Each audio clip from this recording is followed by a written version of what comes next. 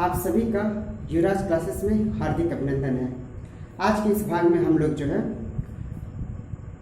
Electricity और magnet के बारे में अध्ययन करेंगे, जो परीक्षा की दृष्टि से बहुत ही महत्वपूर्ण है और यहाँ से प्रश्न पूछे जाते हैं। कैसे, कौन कौन से इंपॉर्टेंट पॉइंट पूछे जा सकते हैं और प्रश्न बन सकते हैं, वो देखते हैं। बिना देर करते हुए शुरू करते हैं।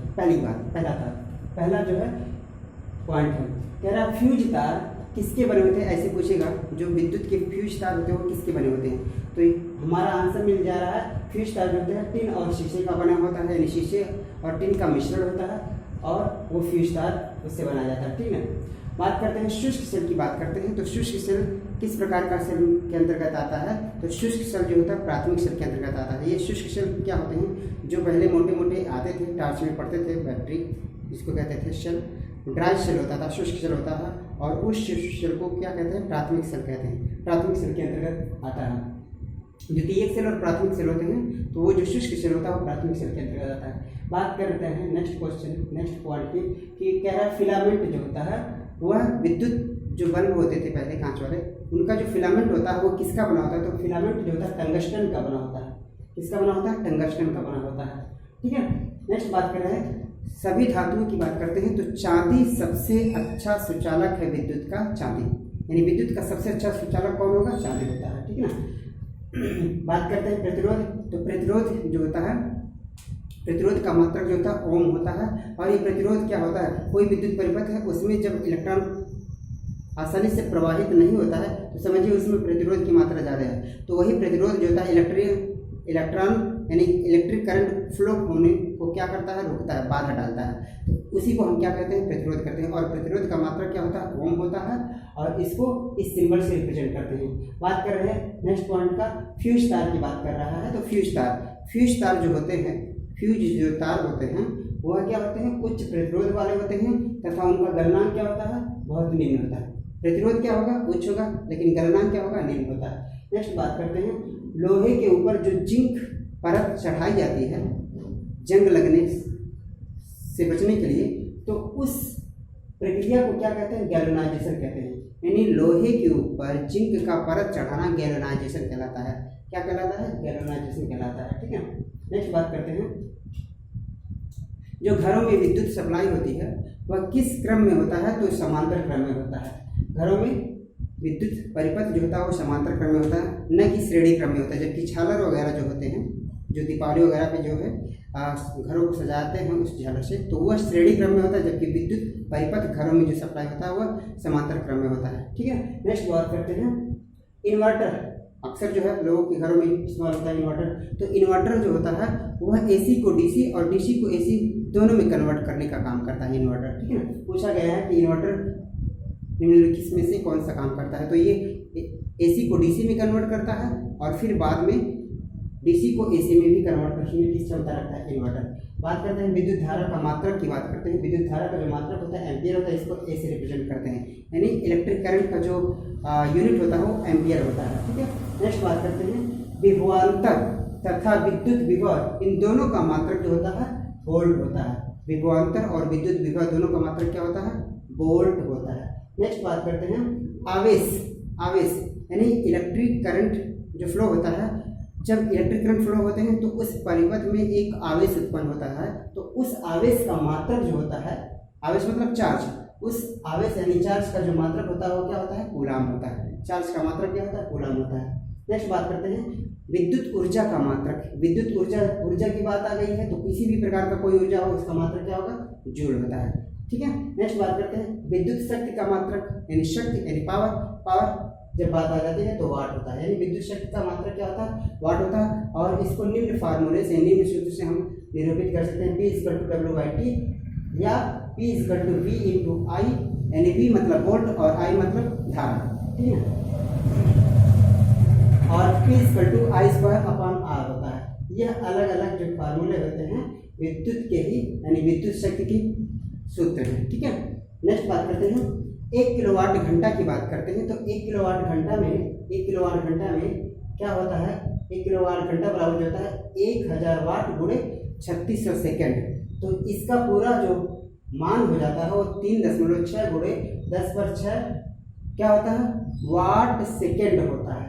अथवा हम जूल कह सकते हैं, ठीक है। यानी 1 किलोवाट घंटा का अगर जो स्टैंडर्ड वैल्यू देखा जाए तो जूल में तो क्या हो जाएगा 3.6 गुणे 10/6 जूल होता है, ठीक है ना। जो विद्युत परिपथ होता है उनको दो श्रेणियों में रखते हैं, जो विद्युत परिपथ होता है उनको दो क्रम में रखते हैं, एक श्रेणी क्रम होता है, एक समांतर क्रम होता है। तो श्रेणी क्रम का फार्मूला जो है, सूत्र है, वह क्या होता है, R = R1 + R2 + R3। ये अलग अलग जो है परिपथ में जो होते हैं प्रतिरोध होते हैं, उन प्रतिरोध को जोड़ने का जो फार्मूला होता है वह क्या होता है, R = R1 + R2 + R3। ये समांतर क्रम का है, ये श्रेणी क्रम का है। किसका है, श्रेणी क्रम का है, यह श्रेणी क्रम का है। और समांतर क्रम की बात करते हैं तो 1/R1 = 1/R2 1/R3। देखिए समांतर क्रम का क्या है, 1/R = 1/R1 + 1/R2 + 1/R3 ... इतने भी, यह क्या होगा, समांतर क्रम का होगा। और जो पहला था यह क्या था, श्रेणी क्रम का। ये श्रेणी क्रम का है और ये समांतर क्रम का था, ठीक है। यह प्रतिरोध को जोड़ने का एक फार्मूला होता है जो श्रेणी और समांतर क्रम दोनों के अंतर्गत देखा गया है हम लोग। श्रेणी क्रम में क्या होता है, श्रेणी क्रम में एक बार फिर से देख लेते हैं। R बराबर क्या होता है, R1 + R2 + R3 + R4 ... बहुत सारे प्रतिरोध होते हैं, तो प्रतिरोध को जोड़ने का वैल्यू, ठीक है। और ऐसे समांतर क्रम की बात करते हैं तो 1/R बराबर क्या होता है, 1/R1 + 1/R2 + 1/R3 ... ये समांतर क्रम को जोड़ने का होता है। चलिए बात नेक्स्ट पॉइंट की बात करते हैं। कह रहा है चुंबक से रिलेटेड है, अभी ये विद्युत से रिलेटेड था, इधर चुंबक से रिलेटेड। तो चुंबक में जो ध्रुव होते हैं वह सदैव 2 ध्रुव होते हैं। चुंबक में सदैव 2 ध्रुव होते हैं, एक साउथ पोल होता है, एक नॉर्थ पोल होता है। इस हम कह सकते हैं एक दक्षिण ध्रुव होता है, एक जो है उत्तर ध्रुव होता है, यानी साउथ पोल और नॉर्थ पोल की बात करते हैं। स्वतंत्र रूप से अगर जो कोई चुंबक लटक रहा है तो वह सदैव जो होता है वह उत्तर और दक्षिण की दिशा में ही ठहरेगा। स्वतंत्र रूप से लटकता हुआ जो चुंबक होगा वह सदैव नॉर्थ टू साउथ डायरेक्शन में ही हमेशा स्थित रहेगा, ठीक है ना। बात करते हैं नेक्स्ट पॉइंट की। कह रहा है कि चुंबकीय क्षेत्र का जो मात्रक होता है क्या होता है, तो चुंबकीय क्षेत्र का मात्रक गॉस होता है। चुंबकीय क्षेत्र का मात्रक क्या होता है, गॉस होता है। नेक्स्ट पॉइंट की बात करते हैं। कह रहा है अस्थायी चुंबक किसके बने होते हैं, तो अस्थायी जो चुंबक बनाए जाते हैं वह इस्पात से बनाए जाते हैं, यानी इस्पात की मात्रा उसमें होती है। अस्थायी चुंबक बनाने में इस्पात की मात्रा का इस्तेमाल होता है, ठीक है। नेक्स्ट बात कर रहे हैं विद्युत धारा का चुंबकीय प्रभाव की खोज अगर जो देखा जाए किसने किया था, तो एक वैज्ञानिक थे ओरेस्टेड ने विद्युत धारा के चुंबकीय प्रभाव का खोज सर्वप्रथम किया था, ओरेस्टेड, ठीक है। नेक्स्ट बात करते हैं जो अस्थायी चुंबक। अभी अस्थायी चुंबक की बात करते हैं तो इस्पात उसमें मिलाया जाता है, यानी उसमें इस्पात मिलाकर जो है अस्थायी चुंबक बनाया जाता है। जबकि अस्थायी चुंबक बनाने के लिए जो है नर्म लोहे का इस्तेमाल होता है। तो पूछता है यहाँ पे अस्थायी चुंबक बनाने के लिए किस प्रकार के लोहे का इस्तेमाल होता है और अस्थायी चुंबक बनाने के लिए किस प्रकार के लोहे का इस्तेमाल होता है। तो यहाँ से हम लोग क्या है इस्पात का और जो है नर्म लोहे का इस्तेमाल करते हैं, ठीक है। चलिए अस्थायी चुंबक में नर्म लोहे का और जो अस्थायी चुंबक में इस्पात का, ठीक है। और बात करते हैं जो ट्रांसफर होता है, ट्रांसफर का जो प्रयोग होता है वो किसके लिए किया जाता है, तो ट्रांसफर का प्रयोग मूलतः जो होता है वोल्टता को यानी वोल्ट को घटाने या बढ़ाने के रूप में इस्तेमाल किया जाता है ट्रांसफर का। संधारित्र अर्थात कैपेसिटर। नेक्स्ट बात करते हैं संधारित्र अर्थात जो कैपेसिटर होते हैं इसका मुख्य कार्य क्या होता है, आवेशों का संचय करना होता है, यानी संचय मतलब संग्रह करना होता है। किसका, कैपेसिटर का काम, ठीक है। अक्सर जो है बड़े बड़े मशीनों में जो है इलेक्ट्रिक जो मशीन होती है उसमें कैपेसिटर होता है, ठीक है, तो वो आवेश का संचय करता है। नेक्स्ट बात करते हैं चुंबक की आकर्षक शक्ति जो होती है वह ध्रुवों पर ही होती है, यानी चुंबक की जो मान लेते हैं ये एक चुंबक है तो इसका एक पोल है एक ये पोल है, तो आकर्षक शक्ति यहीं पर सबसे ज़्यादा होता है, जबकि यहाँ पर लगभग नहीं होता है, लगभग न के बराबर होता है, ठीक है ना। और एक चुंबक में हमेशा सदैव अगर जो इस चुंबक को दो हिस्से में तोड़ दिया तो उसमें ऑटोमेटिकली जो है नॉर्थ और साउथ पोल क्रिएट हो जाएंगे, ठीक है। ये चुंबक की खासियत है। नेक्स्ट बात कर रहे हैं विद्युत चुंबकीय जो सिद्धांत है, यानी विद्युत चुंबकीय सिद्धांत की बात करते हैं तो फेराडे ने विद्युत चुंबकीय सिद्धांत का जो है प्रतिपादन किया था। नेक्स्ट बात करते हैं आयरन कोबाल्ट निकिल की बात करते हैं तो यह जो है चुंबकत्व के गुण रखते हैं। आयरन कोबाल्ट निकिल ये सब के सब चुंबकत्व के गुण रखते हैं, अर्थात ये चुंबक को या चुंबक की ओर आकर्षित हो जाते हैं, ठीक है। नेक्स्ट बात करते हैं चुंबकीय परिपथ रेखा की बात करते हैं तो चुंबकीय परिपथ रेखा जो होता है यानी जो चुंबकीय क्षेत्र होता है उसमें जो चुंबकीय परिपथ रेखा होता है, काल्पनिक जो रेखा हम कह सकते हैं, तो वह एक दूसरे को कभी नहीं काटते हैं, पोल पर आके क्या करते हैं, मिलते हैं। ठीक है।